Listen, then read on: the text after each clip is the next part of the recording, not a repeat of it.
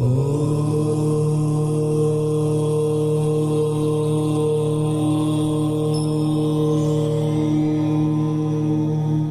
Insights with Richa में आप सभी का स्वागत है। मैं हूं डॉक्टर ऋचा शुक्ला।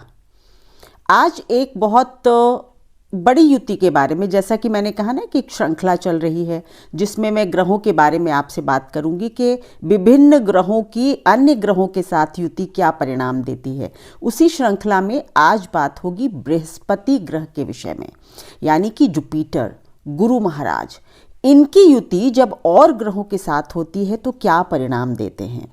सबसे पहली बात ये कि बृहस्पति को समझना बहुत ज़रूरी है, गुरु को समझना बहुत आवश्यक है। गुरु जो हैं वो सबसे पहली बात ये कि जीव कारक ग्रह हैं, यानी हमारे अंदर जो जीवात्मा है वो जुपिटर है, बृहस्पति है, गुरु है। गुरु ज्ञान है, गुरु पंच तत्वों में आकाश तत्व है और इनका जो बेसिक नेचर है वो है चीज़ों को बढ़ाना, उनको एनहांस करना, उनकी प्रकृति को बढ़ाना, एक्सपेंशन भी आप कह सकते हैं। आकाश की तरह जो विस्तार है वो बृहस्पति दे सकते हैं। तो बृहस्पति की युति, ऐसे बृहस्पति, ऐसे गुरु की युति, गुरु विजडम भी है, गुरु हमारे अंदर का ज्ञान भी है, गुरु पिता भी है। 9th हाउस काल पुरुष में रूल करते हैं बृहस्पति, तो 9th हाउस पिता का होता है। तो बृहस्पति पिता है, गुरु है, यानी कि हमारे जीवन में जो भी बड़े होते हैं, गाइडिंग फोर्स जो होती है वो जुपिटर होता है। तो ऐसा बृहस्पति जब अन्य ग्रहों के साथ युति बनाएगा, कंजंक्शन बनाएगा, तो क्या रिजल्ट्स होंगे। गुरु जो है या बृहस्पति ग्रह जो है, सबसे पहले बात करूंगी सूर्य के साथ। देखिए, प्लैनेट्स की जो हायरार्की है उसमें बृहस्पति को एक गुरु का दर्जा प्राप्त है, ये तो हम सभी जानते हैं। और सूर्य जो है वो राजा है। तो बृहस्पति और सूर्य की जो युति होती है वो एक योग बनाती है जिसको कहते हैं शिवरंजनी योग। और ये एक बहुत ही पावरफुल योग होता है क्योंकि राजा को गुरु का साथ मिल गया है। और मैंने कहा ना, जुपिटर बृहस्पति जिसके साथ भी होते हैं उसके कारकत्व को बढ़ाते हैं। तो कारकत्व अगर सूर्य के बढ़ेंगे तो बताइए क्या होगा। ज्योतिष समझेंगे तो बहुत अच्छे से समझ आ जाएगी, यानी कि बृहस्पति सूर्य के कारकत्व को बढ़ा देंगे। और सूर्य का भी यही गुण होता है कि वो जिसके साथ होता है उसके कारकत्व को प्रकाशित करता है। तो ये एक बहुत ही बढ़िया योग है, जैसा कि मेरी अपनी अंडरस्टैंडिंग कहती है। सो जुपिटर की सूर्य के साथ युति, सूर्य के गुणों यानी कि लीडरशिप क्वालिटीज़, आपकी नॉलेज, आपका ज्ञान, आपकी एडवाइस देने की क्षमता, बहुत सारी चीज़ों को गुरु बढ़ा देगा। ऐसे लोग अक्सर सरकार में बड़े पद पा सकते हैं, सरकार के सलाहकार हो सकते हैं। जैसे ये सरकारी आयोग होते हैं ना, नीति आयोग वगैरह, उसमें बहुत ज़्यादा लोग इस तरह के कॉम्बिनेशन के लोग काम कर सकते हैं। ठीक है। सो राजा और गुरु का जहाँ पर मिलन होता है तो सूर्य और बृहस्पति राजकीय सलाहकार आपको बना सकता है। ये एक अच्छा कॉम्बिनेशन है। इसी तरह से सूर्य जो है वो बृहस्पति के कारकत्व को बढ़ा रहे हैं।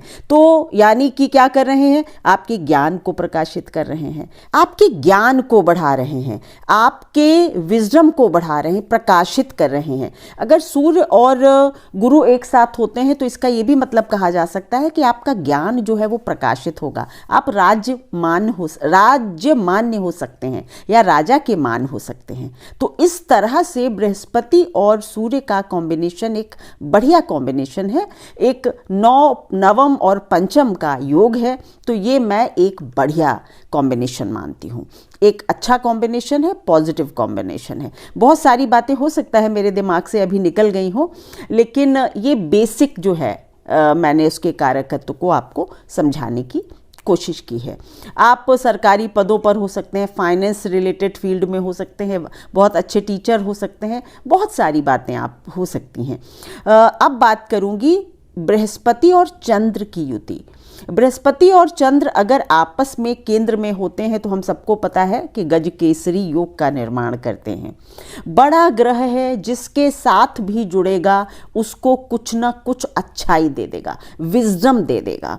चंद्रमा जैसा हाईली वोलेटाइल प्लैनेट, मतलब हमारे इमोशंस हैं, हमारी संवेदनाएं हैं, हमारे मन की कोमल भावनाएं हैं, और इनको अगर बृहस्पति का साथ मिल जाए तो क्या बात है। बृहस्पति क्या करेंगे? बृहस्पति चंद्र के गुणों को एक्सपेंड कर देंगे। आपके अंदर एक गजब की, मतलब जिसको कहते हैं ना, लड़ने की पावर होगी। गज केसरी का मतलब ही क्या है?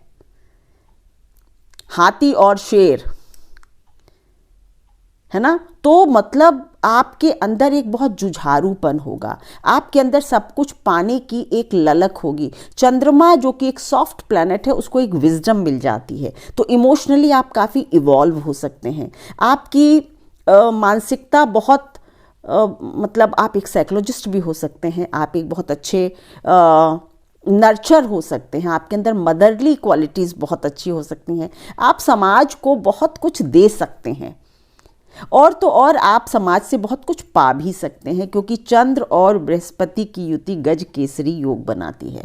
यानी कि आप के अंदर दो बड़े ग्रहों की ताकत समाहित हो जाती है। लेकिन इसके साथ एक डिस्क्लेमर दे देती हूँ कि अगर ये युति आपकी नवांश में, मतलब हाँ, ये तो मैं चंद्रमा से केंद्र में बृहस्पति की बात कर रही थी, लेकिन अगर युति होती है तो भी यही माना जाएगा कि ये एक तरह से बड़ी युति है, और आपके अंदर बहुत अच्छी क्वालिटीज़, इमोशनल वैल्यूज़ होती हैं, आप इंटेलिजेंट होते हैं, आप नर्चर बहुत अच्छे होते हैं। मतलब जिसको नर्चर का मतलब क्या होता है? पोषक तत्व या पोषित करने वाला। आप पोषित करने वाले व्यक्ति होते हैं, आप लोगों को पोषण देते हैं।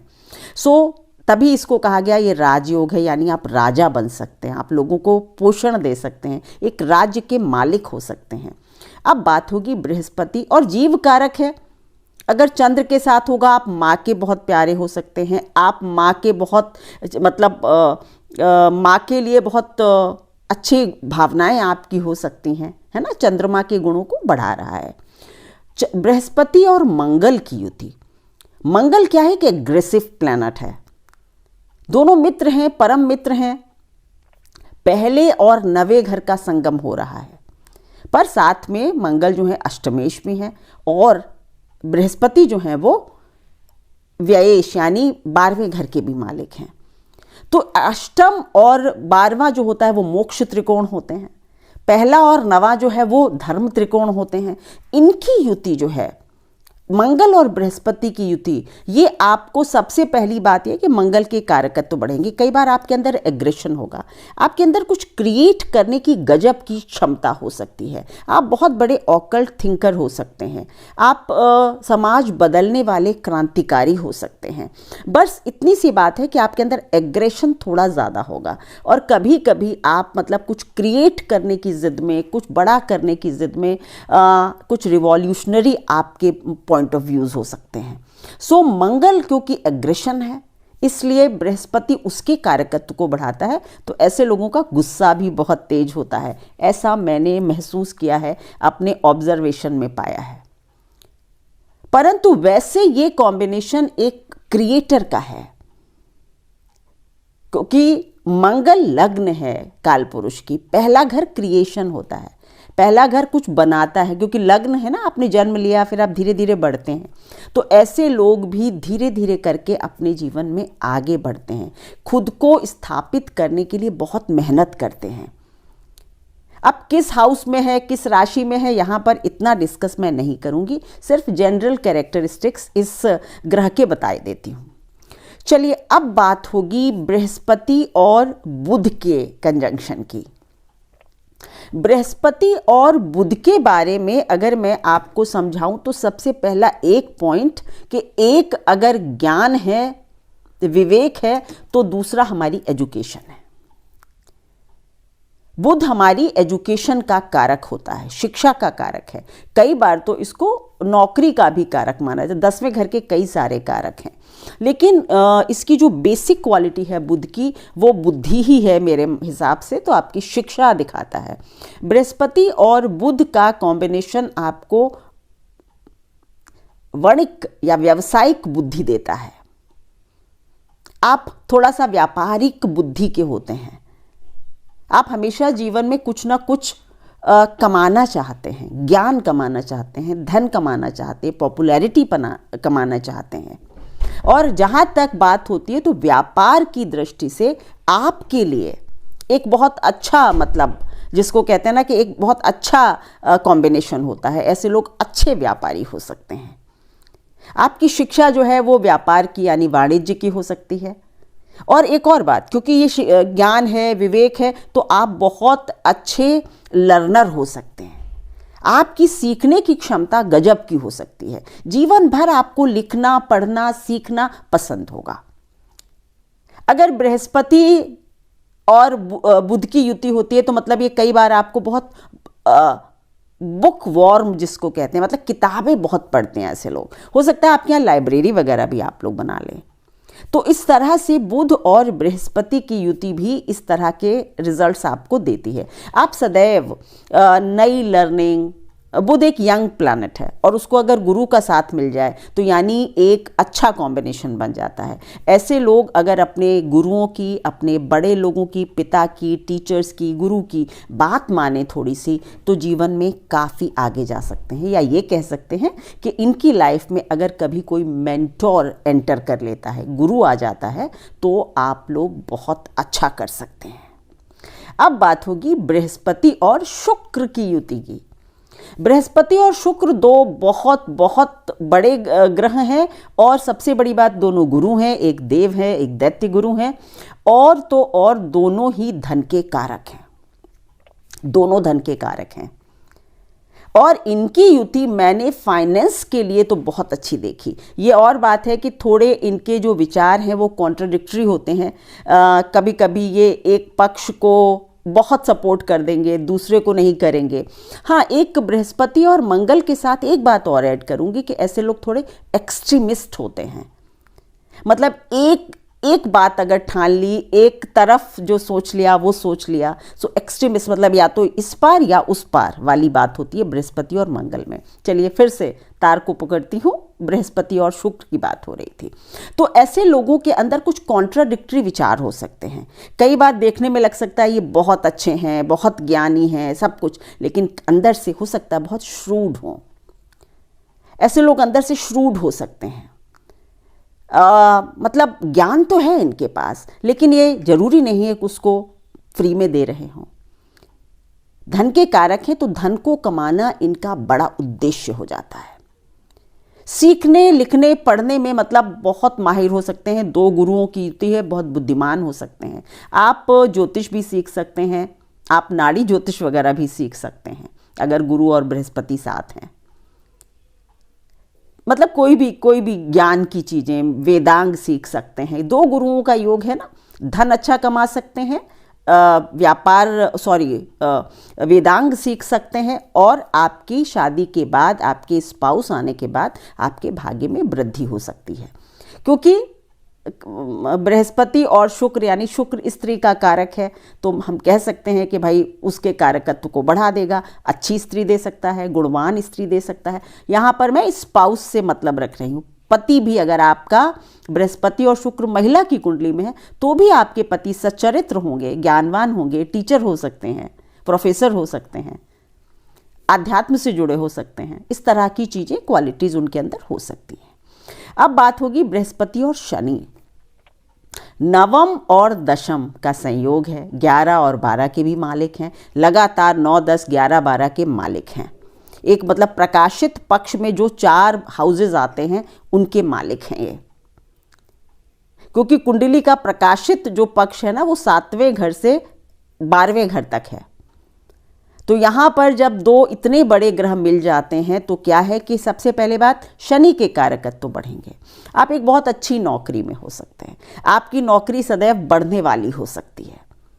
आप बहुत ड्यूटीफुल हो सकते हैं, आप अपने बुजुर्गों की बहुत इज्जत कर सकते हैं, आप अपनी रूट्स को कभी नहीं भूलते हैं, आप हर तरफ से इस तरह के, मतलब जिसको आप, कुछ लोग आपको ऑर्थोडॉक्स भी कह सकते हैं, लेकिन आप बहुत न्यायप्रिय होते हैं। ऐसे लोग वकील हो सकते हैं, बहुत अच्छे लॉयर, बैरिस्टर्स, जज, सूर्य से कनेक्शन होगा, आप जज भी बन सकते हैं।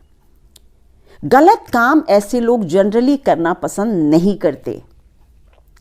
कभी कभी मतलब कुछ लोग इनको रिजिड कह सकते हैं।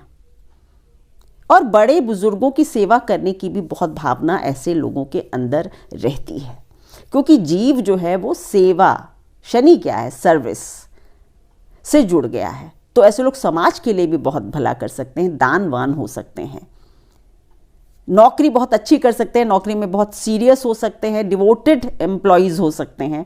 अच्छी बात है, ये कॉम्बिनेशन भी एक बड़ा कॉम्बिनेशन है, बहुत भाग्यशाली कॉम्बिनेशन है। नवम और दशम के स्वामी अगर साथ हों तो राजयोग बनता है ना। काल पुरुष के नवम और दशम के स्वामी भी अगर साथ होंगे तो भी राजयोग बना देंगे। भाग्यशाली लोग हैं आप लोग। अब बात होगी बृहस्पति और राहु के कंजंक्शन की। आपने सबने सुना है गुरु चंडाल योग है और बहुत खराब है, लेकिन मैं ऐसा नहीं मानती, क्योंकि राहु जो है, बृहस्पति तो राहु के कारकत्व तो बढ़ा रहा है, ये सच है।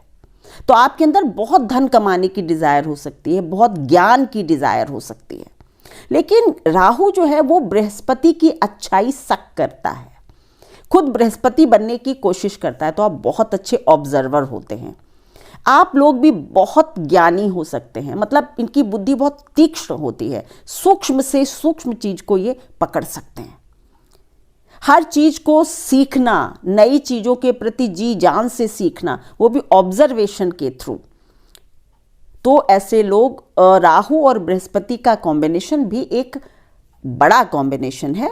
अब ये खराब जगह पर बन गया है, बुरे ग्रहों की दृष्टि में आ गया है, तो कुछ खराबी कर सकता है, बट ज्ञान की तरफ से अच्छा कॉम्बिनेशन है। मैंने देखा बहुत इंटेलिजेंट लोग होते हैं ऐसे, ठीक है।